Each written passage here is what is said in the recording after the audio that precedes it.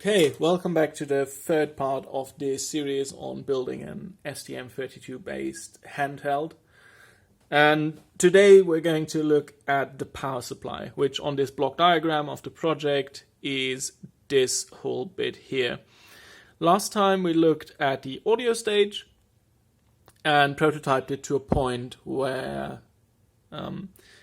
I'm happy with it, and once I do the complete board for the handheld, I can incorporate all the things I learned building the prototype into this. And the goal for today is basically the same thing.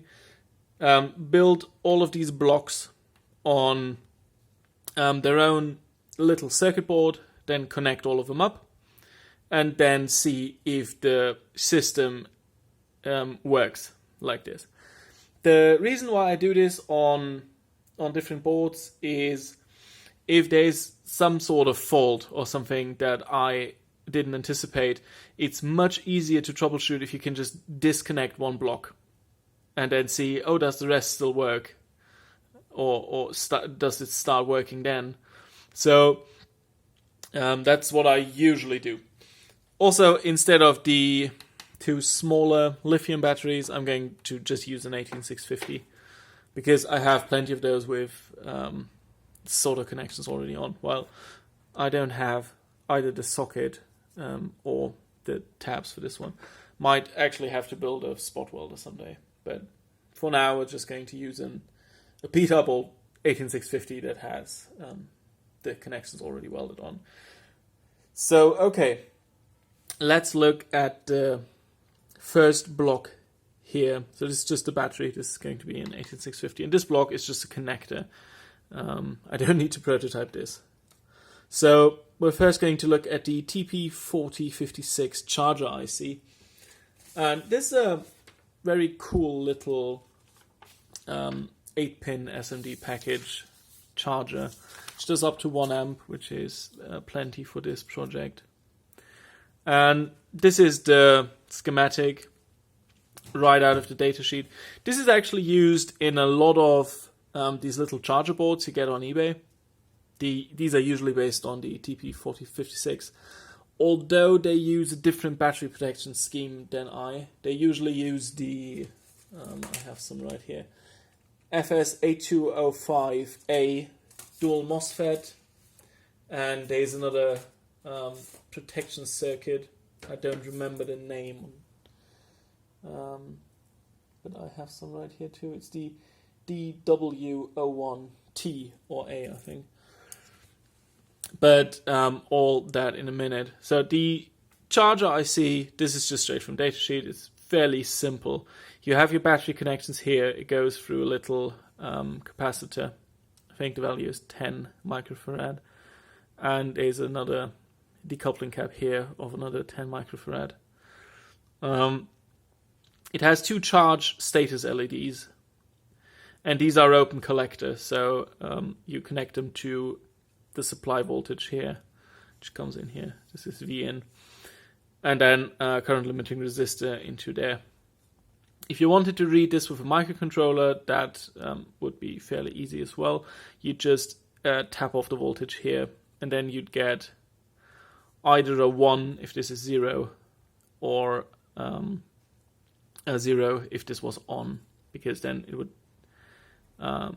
switch the current through and you'd basically be at ground level here. But for the handheld project, I think I'm going to use a dual LED here instead of these two discrete ones. I think I'm going to use an RGB LED and then have these two for charging and maybe a third one for something else. Because it's always nice to have an indicator on the device itself. These LEDs, basically a charging LED, tells you that it's charging. Standby tells you that it's done charging. And just light up the appropriate LED. The program pin here determines the current. If you put a 1.2K resistor here, it's set to 1 amp. And the batteries we're going to use, you can easily charge them at 1 amp. That should be fine. There's another 0.4 ohm resistor here, On my prototype board, I just did this with a trace of the appropriate length, because I don't have any 0.4 ohm resistors. So in the whole stack up of boards, this is this board here. I'll focus on that. As you can see, it has the 2 battery connections here, and then it has VCC and ground for the charge voltage. On the back side, you can see it's a little 8-pin chip. Drop my chopstick there. And yeah, that's about all that's on here. So this actually works fairly well. I used this chip in plenty of projects before. So I already had the layout and everything, and I just tested it, but it does work. The second stage is the battery protection circuit, which is this schematic here. And this is the XB8089D, which is really convenient. It comes in another 8-pin SMD package, and it's also relatively simple. You just have a 100 nanofarad decoupling cap, I think, here, and a 1K resistor. And you connect the charger right to the battery plus, and the battery minus is connected to the ground of the charger. But the output here is connected to the system ground. So what it basically does, it switches the ground side of the battery to the actual ground. And this has a couple of very, very nice features, which is it has overcurrent protection, it has overvoltage protection, it has a low battery voltage lockout, all of the good stuff. It starts limiting the current at 10 amps, which is a little high for the sort of project I'm building, but if you would short out the battery, you'd probably get up to 10 amps fairly easily, especially when the batteries are full. So that will still work fine. And I tested this. This is in this whole system here. It's this second board with the beat up 18650 attached. You can see the layout for this is fairly simple. One thing to note is, because when it's limiting the current, it's obviously dissipating a fair amount of heat. It's not ideal on this. I just, it has a thermal pad under here. I just put that out onto a piece of copper here. But you'd have a lot more of that on the actual PCB. And this works okay. I tested this, and it does all of the things it's supposed to do. It locks out the battery at about 2.4 volts, or a little higher actually. There's an issue with this, which is if you're drawing current from this here, and you're drawing it fairly fast. I tested it at, I think, 2 amps, because I don't have all day to wait for it to drain at 100 milliamps, and the battery was completely full. Problem is that this will lock out the battery at 2.6 volts. Then the battery voltage will recover because there's no longer any current drawn from it. It will go above 2.6 volts. Then this will switch on again. So, and this sort of oscillates, and it at the moment, at the beginning of it, it's very fast, and then it switches it off for 10 seconds. It comes on for a second. That's not ideal, is what I wanted to say. So we need to have some sort of battery sensing here that will make the system lock out before that point is reached, which is sensible anyway. This is a last-ditch sort of thing. If everything else fails, you at least can't destroy the battery. And I think that's what the chip is made for, so that is why it doesn't have a nicer shutdown. I also tested the overvoltage protection. That also works fine. And And the overcurrent protection I didn't test, because if I short this out, it didn't get up to 10 amps, because this is a relatively old and kind of rubbish battery. So, okay. So, next bit, we've got this block done here. The next bit are these two regulators. One linear regulator. I decided to use a low dropout linear here.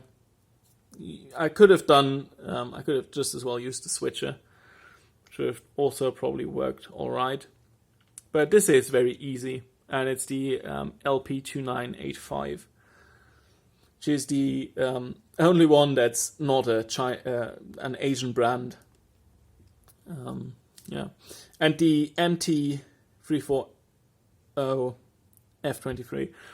This one is made by Aero Semi, I think. I've used this in plenty of projects. This is a great chip. It's also commonly found in those little boost converter modules that you find on eBay. And yeah, this is a fairly easy to use switch mode chip. So we're first going to look at the linear regulator, this is fairly easy layout wise, and this is also fairly straight from datasheet. This chip comes in a little SOT23 5-pin package, and it just has a ceramic input capacitor, 10 microfarad, and the same on the output. And then it has this bypass pin, which has a 10 nanofarad capacitor on there, which is also a ceramic 10 nanofarad, which they recommend in the datasheet. I think you could also make it larger. I think they say something about that, but I just took the value straight from datasheet. It also has a chip enable that is just tied to VIN permanently. And the VIN here comes from the output of the battery protection circuit, which is also the input for the charger. But we'll look at an overview schematic in a minute when it's all when I went through all these boards here. It has a reverse polarity protection diode, which will protect the chip in case the input is shorted, or in case this capacitor here discharges through some reason faster than this capacitor. So this is usually a good idea, putting this in here just to protect the chip. So the last bit of this is the 5-volt step-up regulator that we're going to use mostly for the audio stage, but also probably for the display. There's also 5-pin SOT23 package. Same ceramic filter caps on the input and output.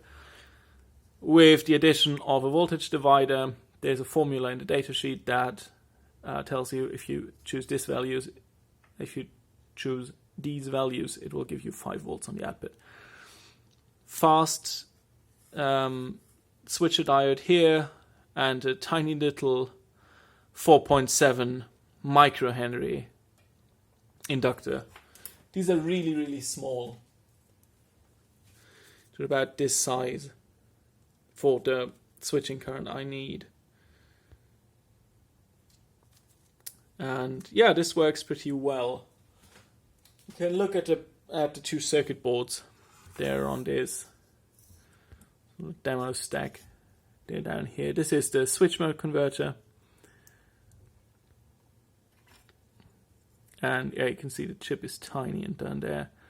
The two resistors that set the value, capacitor, the diode, and the inductor. I don't know if this layout is actually ideal. On the actual handheld, I should probably do what they tell me to do in the datasheet, which looks a little bit different from this. And the linear regulator here is nothing much to say about this. The biggest part is actually the protection diode here. Also two capacitors, not the best soldering I've ever done.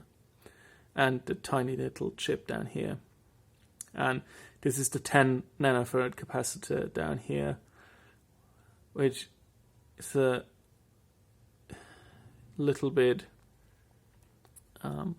shoddy soldering on there, because this is actually 1206 pad, but the only capacitor I had with 10 nanofarad was an 0402 part, so I had to sort of extend the pad with some solder and have it in there.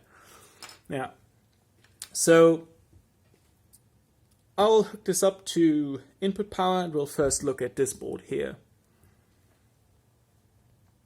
So this is the power supply hooked up. There's 5 volts from the power supply coming in here, 2 amp current limit, which it's not tripping because it's only charging at 1 amp. And the multimeter that you see down here is hooked directly to the terminals of the battery. And you can see the voltage here is rising. Now it's rising, but this is indicated by the red LED, which is the charging active LED. And once it's done, which we are not going to wait for, because this will take a little while until it's charged up, the green LED here will light up. Next chip we should look at is this battery protection circuit. And to simulate an over discharge condition, I've got this stack of power resistors here, just loosely bundled together. And I'll connect this up here, and we'll discharge this fairly fast at about 2 amps. And I'll pause the video here for a second while this discharges, and once it reaches the threshold value, I'll switch the camera back on again and we can see what it does. As you can see, we're approaching cutoff voltage fairly slowly, and I'll pause the camera for a little bit more, and then we'll see, once it starts cutting off, the voltage on the output terminals that we're currently measuring will go down to 0 and then pop up again once the battery has regenerated enough. I don't think this is going to be a huge problem with the handheld, because I'm not draining the battery at 2-3 amps as I'm doing right now. So it will not recover to as much voltage once the load is disconnected, or that fast, because it's drained far more slowly, and therefore the migration of ions and that sort of stuff that causes the recovery of the voltage once the load is disconnected, it's not going to be as bad as it is right now. So we are down at the cutoff voltage now. As you can see, it's at 2.4, and then every now and again it drops to 0 because it's locking out the battery.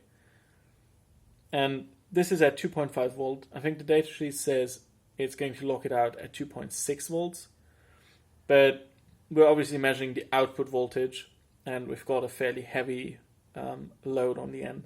Maybe there is a half a volt or so drop on the on the battery protection circuit itself. So this is the oscillation I talked about before, which is not going to bother us a lot, I think. And if we keep draining it like that, you can see that the times when it's at 0, they're getting longer and longer as the battery drains. But I'm now going to disconnect the load. And you can see the battery is recovering fairly fast. And we're going to have a look at the rest of the power supply section, which is these two regulators. Once the battery has either recovered to about 3.4, or I've charged it up again a little bit, because we've got a 3.3 volt low dropout regulator on there. So if this doesn't recover to about 3.4, so this is not going to work. Which is also a reason why we need to have a lockout from the processor that will, I don't know, shut down the system or tell the user to shut it off before that point is reached, because else we're not going to get defined behavior when we discharge this. If it's only going to lock it out and oscillate like this once we're far down below the voltage that the process can actually run at.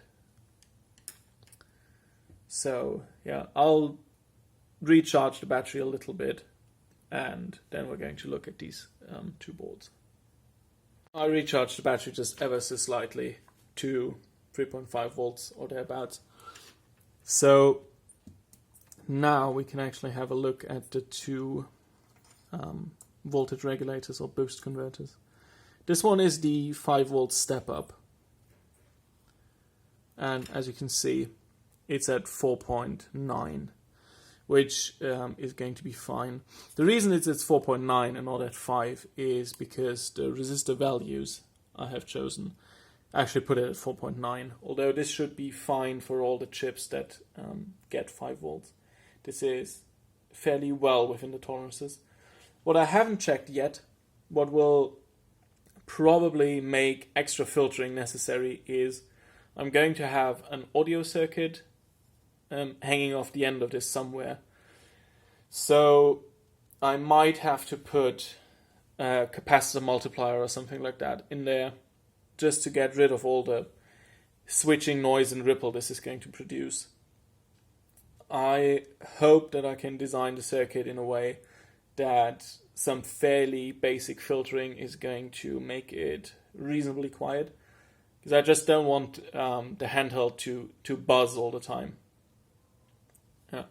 So this is the 5 volt rail figured out mostly, and our 3.3 volt rail. It's done by this linear regulator here. This is also sitting a little low at 3.26, but that is also well within the tolerances of the parts that I'm using. The processor would, I think, actually operate down to 2.4 or something like that. So this is well within. And the display actually goes down to 2 volts straight. So I think we should be fine on this. I'll now quickly move to the schematic for the whole completed power supply section that's actually going to go into the handheld.